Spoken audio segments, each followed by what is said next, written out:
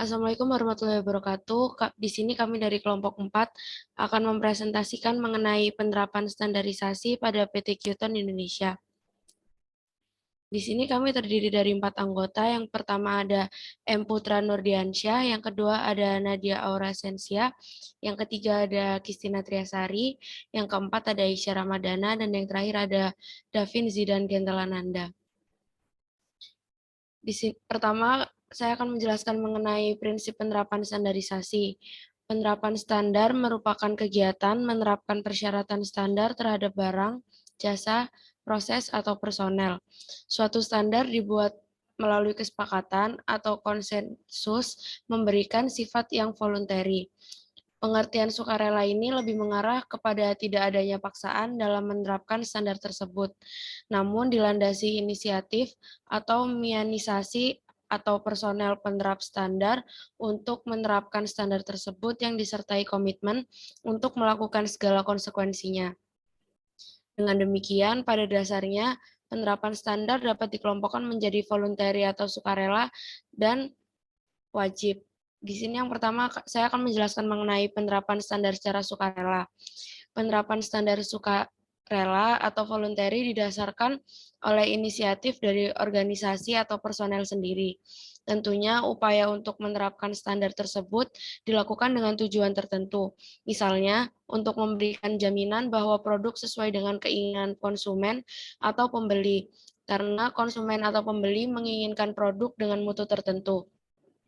Dengan demikian, penerapan standar akan memberikan kontribusi nyata terhadap keuntungan suatu organisasi dan meningkatkan daya saing produk.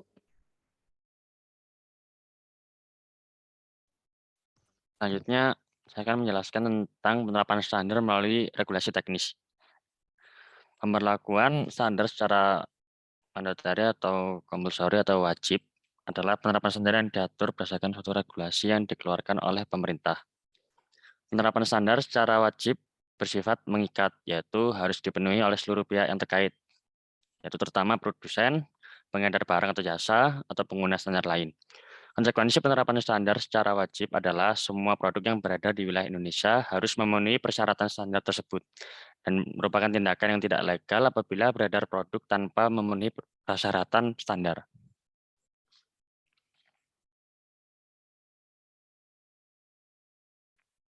Kebijakan untuk memperlakukan standar secara wajib harus diawali dengan analisis manfaat dan risiko. Yang secara kurangnya itu mencakup yang pertama yaitu ada tujuan pemberlakuan standar secara wajib serta permasalahan yang ingin diatasi termasuk tingkat risiko barang dan atau jasa terhadap keamanan, keselamatan, dan kesehatan konsumen. Apabila diidentifikasi ada alternatif cara yang lebih efektif untuk mencapai tujuan tersebut, maka sebaiknya dipilih alternatif tersebut. Kemudian yang kedua, ada analisa sumber daya yang mungkin akan diinvestasikan untuk penerapan regulasi, termasuk infrastruktur penilaian kesesuaian.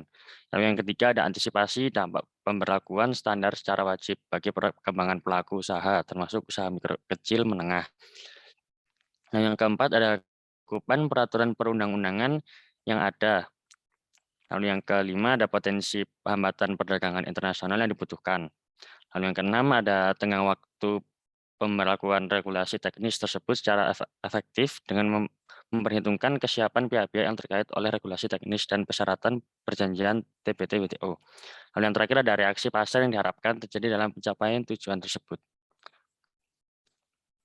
Dalam hasil analisis tersebut menunjukkan manfaat yang besar bagi kepentingan nasional, maka regulator dapat menetapkan rencana penyusunan regulasi teknis. Rencana tersebut diinformasikan kepada seluruh pihak yang berkepentingan, sehingga seluruh pihak yang berkepentingan dapat menyiapkan diri terhadap pemberlakuan standar tersebut secara wajib sesuai dengan tugas.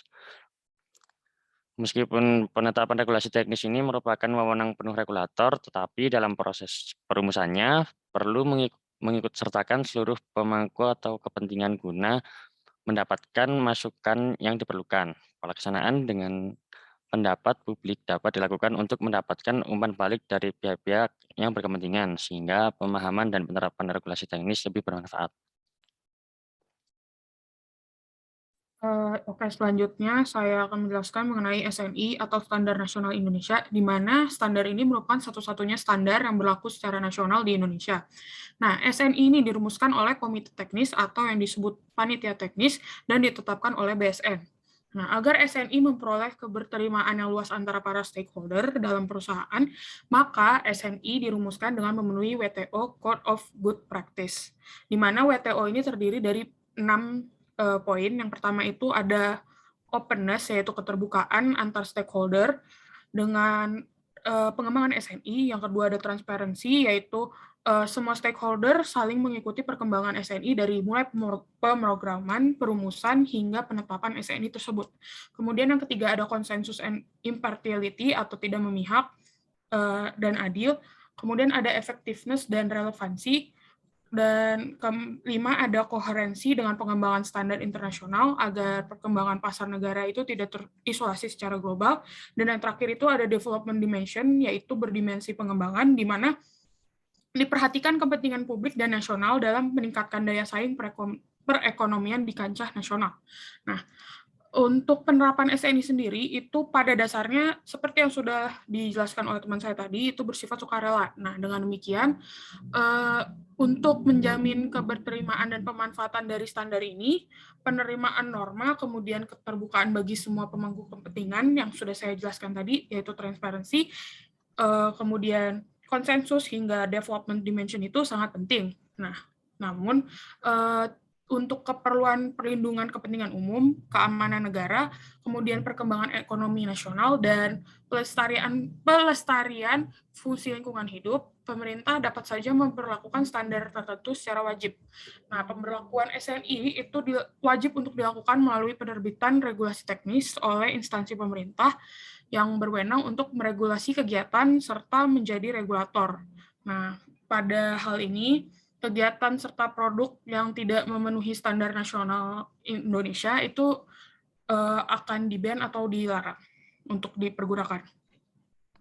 Next. Ya, untuk prinsip penerapan SNI mungkin bisa dijelaskan oleh teman saya, Aisyah. Mbak Nadia, terima kasih.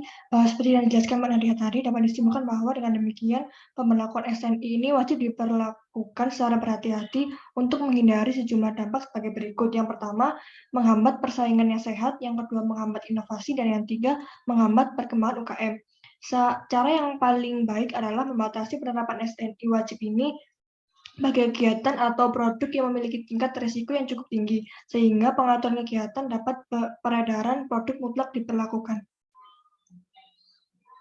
Selanjutnya, untuk manfaat dari penerapan SNI ini, untuk manfaat operasionalnya, yang pertama, penerapan SNI ini memungkinkan perusahaan melakukan penyederhanaan dalam proses operasional pada semua tingkatan. Yang kedua, meningkatkan efisiensi dan produktivitas. Dan yang ketiga, meminimalkan kecelakaan kerja.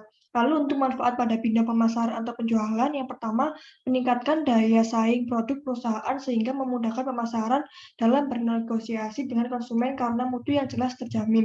Lalu yang kedua, membantu manajemen dalam memastikan efektivitas dan efisiensi usaha. Penerapan standar ini pada dasarnya memberikan keuntungan bagi pelaku usaha yang menerapkan dengan meningkatkan level mutu, keamanan, kehandalan, dan efisiensi produksi, serta membantu organisasi pelaku usaha menguasai pengetahuan, teknologi, dan pengertian bersama untuk mengurangi risiko.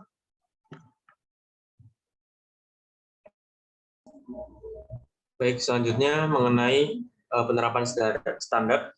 Dalam penerapan standar ini, kami mengambil studi kasus penerapan standarisasi sistem mutu sebagai pengendali produksi pada PT Khiton Indonesia.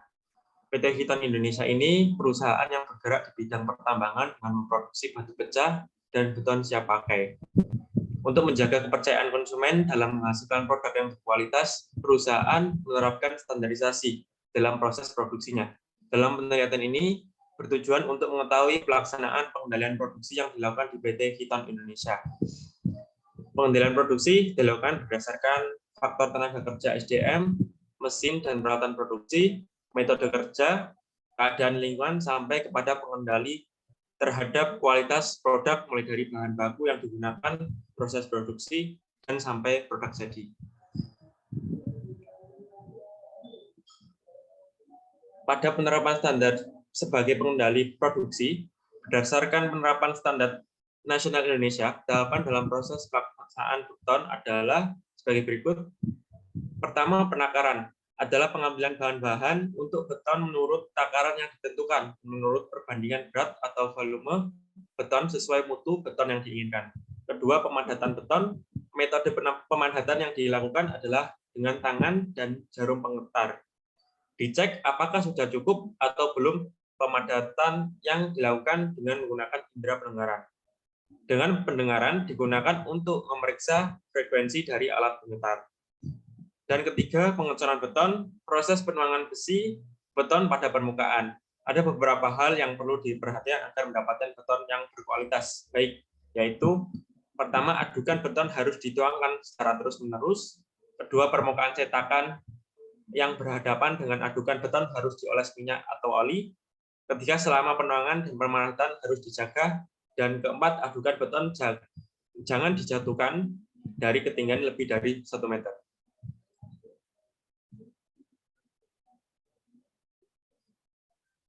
Saya lanjut. Pada pelaksanaan pengendalian produksi di PT Hitan Indonesia, untuk melakukan proses produksi dan menghasilkan produk yang berkualitas, perusahaan membuat standar spesifikasi terhadap karyawan yang ingin dipekerjakan dan batas-batas penyimpangan produk yang masih dapat diterima untuk menentukan apakah suatu produk dinyatakan baik atau tidak. Perusahaan menganalisis beberapa faktor agar produk yang dihasilkan konsisten dan sesuai dengan spesifikasi yang telah ditetapkan oleh perusahaan. Adapun beberapa faktor-faktor tersebut adalah pertama, tenaga kerja, kedua, mesin dan peralatan, ketiga, metode yang digunakan, keempat, keadaan lingkungan dan kondisi kerja, dan kelima, pengendalian kualitas produk. Untuk tenaga kerja, PT Hitan Indonesia telah memberikan beberapa jaminan sosial dan kesejahteraan bagi karyawan berupa fasilitas-fasilitas yang meliputi program BPJS Ketenagakerjaan dan BPJS Kesehatan, menyediakan tunjangan kecelakaan dan memberikan tunjangan hari raya kepada karyawannya. Untuk mesin dan peralatan, perawatan yang dilakukan setiap hari adalah pembersihan mesin, pengencangan dan pemberian pelumas. Sedangkan perawatan yang dilakukan secara periodik meliputi servis atau reparasi mesin yang dilakukan perusahaan hanya ketika terjadi kerusakan mesin. Lanjut. Untuk metode yang digunakan, metode untuk mengendalikan kualitas produk yang dilakukan oleh PT Hitan Indonesia adalah dengan cara mengumpulkan laporan-laporan yang berkaitan dengan kegiatan produksi di lapangan setiap harinya dan melaporkannya ke kantor pusat. Keempat, untuk keadaan lingkungan dan kondisi kerja, kondisi dan lingkungan kerja di PT Hitan Indonesia dirasakan sudah cukup baik walaupun suhu di dalam ruang produksi ini cukup tinggi yang berasal dari mesin-mesin produksi, suara bising dari mesin, serta karena di area lokasi usaha tidak terdapat perkebunan.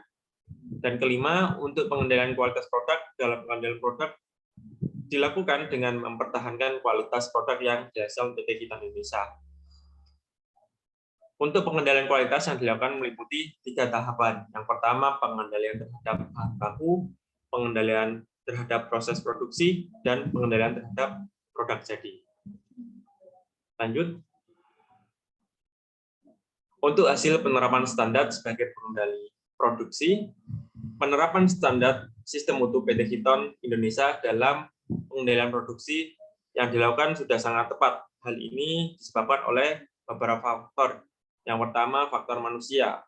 Secara fisik dan psikis, SDM perusahaan telah mempunyai kesadaran yang tinggi, sehingga dalam melaksanakan pekerjaan dikaitkan dengan kualitas proses produk dalam mempertahankan dan meningkatkan kualitas produk yang dihasilkan sehingga akan memberikan keuntungan bagi SDM tersebut.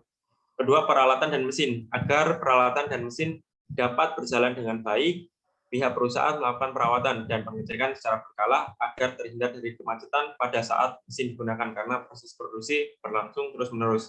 Dan ketiga, keadaan lingkungan, kondisi dan lingkungan kerja pada perusahaan dirasakan sudah cukup baik karena sudah menerapkan sistem manajemen K3, sehingga para pekerja merasa aman dan dalam melaksanakan pekerjaannya.